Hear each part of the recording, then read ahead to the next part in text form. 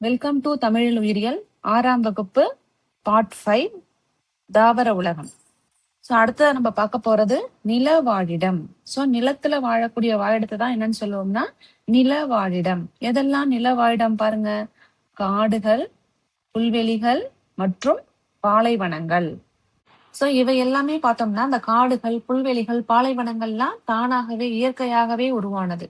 So மனிதர்களால் உருவாக்கப்பட்ட நில வாழிடங்கள் பார்த்தீங்கன்னா பண்ணைகள், நகரங்கள், மாநகரங்கள். ஸோ இது எல்லாமே பார்த்தோம்னா மனிதரால் உருவாக்கப்பட்ட நில வாழிடம்னு சொல்லுவோம். நில வாழிடங்கள் ஒரு கண்டத்தின் அளவிற்கு, அதாவது பெருசாவும் இருக்கலாம், இல்லைன்னா ஒரு தீவு மாதிரி சின்னதாகவும் இருக்கலாம். அடுத்த லைன் பாருங்க, உலகில் 28% நில வாழிடங்கள் உள்ளன.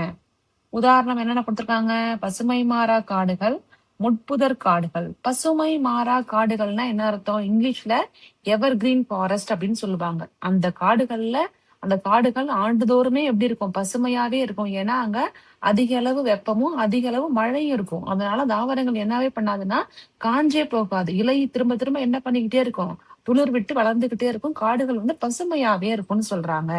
இந்த நில வாழிடங்கள் 3 வகைப்படும் அப்படின்னு சொல்றாங்க. என்னென்னு பாருங்க, காடுகள், புல்வெளிகள், பாலைவனங்கள். சோ அப்படின்னு 3 வகையா பிரிக்கிறாங்க. அதுல ஃபர்ஸ்ட் நம்ம காடுகள் பத்தி பார்ப்போம்.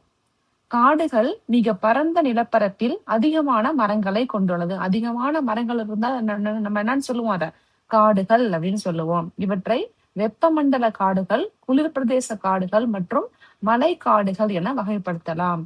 அதுல ஃபர்ஸ்ட் ஒன் வெப்பமண்டல காடுகள் அப்படின்னா டிராபிக்கல் ஃபாரஸ்ட்னு சொல்லுவோம். டிராபிக்கல் ஃபாரஸ்ட் அப்படின்னா இந்த இடத்துலயும் பாத்தீங்கன்னா அதிகமான வெப்பமும் அதிகமான மழை பொழிவும் இருக்கும். இந்த காடுகளும் பாத்தீங்கன்னா ஆண்டுதோறுமே எப்படி இருக்கும்னா பசுமையாதான் இருக்கும். அடுத்தது குளிர் பிரதேச காடுகள். குளிர் பிரதேசத்துல, அதாவது காஷ்மீர் எல்லாம் சொல்றோம்ல, அந்த மாதிரி பகுதிகளில் உள்ள காடுகள் குளிர் பிரதேச காடுகள்.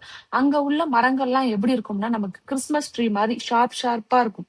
ஊசி இலை காடுகள்னு சொல்லுவோம். இலைகள்லாம் இந்த மாதிரி பெரிய சைஸ்ல இருக்காது, மெலிசா ஊசி மாதிரியான இலைகள் இருக்கும். மற்றும் மலைக்காடுகள், மலைப்பகுதியில உள்ள காடுகளை என்னன்னு சொல்லுவோம்னா மலைக்காடுகள் அப்படின்னு சொல்லுவோம். ஓகேங்களா? அடுத்து பாருங்க, இங்கு ஆண்டு சராசரி மழை அளவு எவ்வளவு இருக்கு, 25 to 200 சென்டிமீட்டர் மழை. அப்பனா அதிகமான மழை பொழிவு இருக்கிறதுனால இந்த காடுகள் எப்போதுமே எப்படி இருக்கும்னா பசுமையாதான் இருக்கும். அடுத்ததா பாருங்க, புல்வெளி வாழிடம். நீங்க அனிமல் பிளானட், நேஷனல் ஜியோகிராபி சேனல்லாம் பாத்திருக்கீங்களா? அங்க இந்த தாவர உண்ணிகளான மாடுகள் இருக்கும், மான்கள், ஒட்டகச்சிவிங்கி, யானைகள், இது எல்லாமே அடர்ந்த காட்டுக்குள்ள இருக்குமா? இருக்காது. அதுங்க எங்க இருக்கும், புல்வெளிகள்ல தான் மேய்ஞ்சிட்டு இருக்கும். பாத்திருக்கீங்களா? ஏன்னா அங்கதான் அதோட உணவு இருக்கு. சோ அததான் நம்ம என்ன வாழிடம்னு சொல்லணும்னா புல்வெளி வாழிடம்னு சொல்லுவோம். இவ்வகை வாழிடத்தில் புற்கள் அதிகமாக காணப்படுகின்றன. அந்த புற்கள் அந்த புல்லு சின்ன சைஸாவும் இருக்கலாம், பெரிய சைஸாவும் இருக்கலாம். ஓகேவா? உதாரணம் சவானா. சவானாங்கிறது அந்த புல்வெளி, ஒரு புல்வெளியோட பேர். இது எங்க இருக்குன்னா சவுத் அமெரிக்காவுல இருக்கும், ஆப்பிரிக்கால இருக்கு, நம்ம பக்கம் இந்தியாவுல இருக்கு. ஓகேவா? சவானா புல்வெளி அப்படின்னு சொல்லுவாங்க. அடுத்தது வாங்க, பாலைவன வாழிடம். பாலைவனங்கிறது எப்படி இருக்கும், வறட்சியான ஒரு பகுதி. மரங்கள் அதிகமா இருக்காது, ஒரே மணலா இருக்கும், வெப்ப காற்றா வீசும். ஓகேவா? அது கவனிங்க, நீரின் அளவு மிக குறைவாக உள்ள வாழிடம் பாலைவனம் எனப்படும். இவை பூமியின் மிகவும் வறண்ட பகுதிகளாகும். இங்கு ஆண்டின் சராசரி மழைப்பொழிவு 25 சென்டிமீட்டருக்கும் குறைவாகவே இருக்கும். மழையோட அளவு எவ்வளவு இருக்கு, 25 சென்டிமீட்டருக்கே கம்மியா தான் இருக்கு. ஓகேவா? அப்பனா இந்த பகுதி எப்படி இருக்கும், வறட்சியா இருக்கும். பூமியின் நிலப்பரப்பில் சுமார் 20% பாலைவனங்கள் உள்ளன.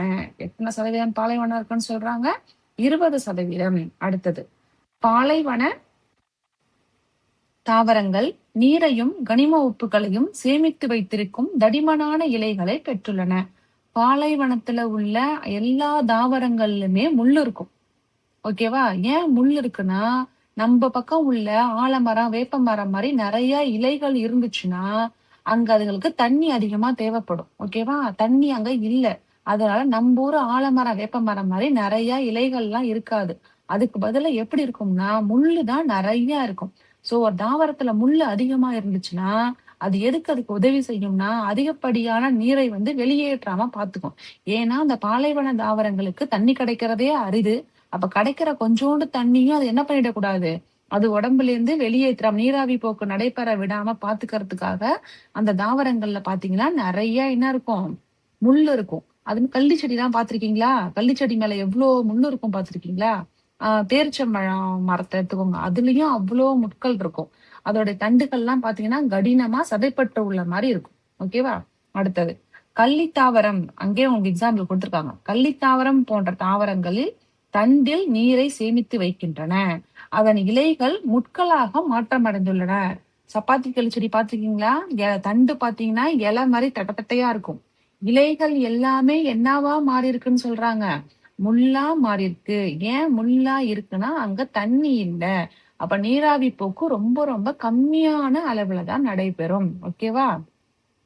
இவை நன்கு வளர்ச்சியடைந்த நீளமான வேர்களை கொண்டுள்ளதால் மண்ணில் மிக ஆழத்திற்கு சென்று நீரை உறிஞ்சுகின்றன. இருக்கிற கொஞ்சம் தண்ணியும் என்ன பண்ணிட்டோம், வேர் ரொம்ப ஆழமா போயிட்டு அதுக்கு தேவையான தண்ணியை உறிஞ்சு எடுத்துக்கும்.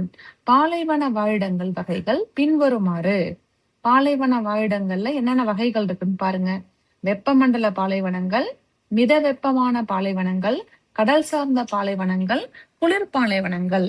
அங்க வளரக்கூடிய செடிகளுக்கு எடுத்துக்காட்டு கொடுப்பாங்க பாருங்க. உதாரணம் சப்பாத்தி கள்ளி, அக்கேவ், சோற்று கற்றாழை. இது எல்லாம் நம்ம நல்லா பார்த்திருக்கலாம். சோற்று கற்றாழை பார்த்திருக்கீங்களா? ஆலோவேரா இலை. இலை வந்து எப்படி இருக்கு, மொத்தமா தடிமனா ஜெல்லி மாதிரி இருக்கா? சைடுல ஃபுல்லா என்ன இருக்கு, ரெண்டு பக்கமும் முள் இருக்கும். ஓகேவா? Next one பிரயோஃபில்லம்.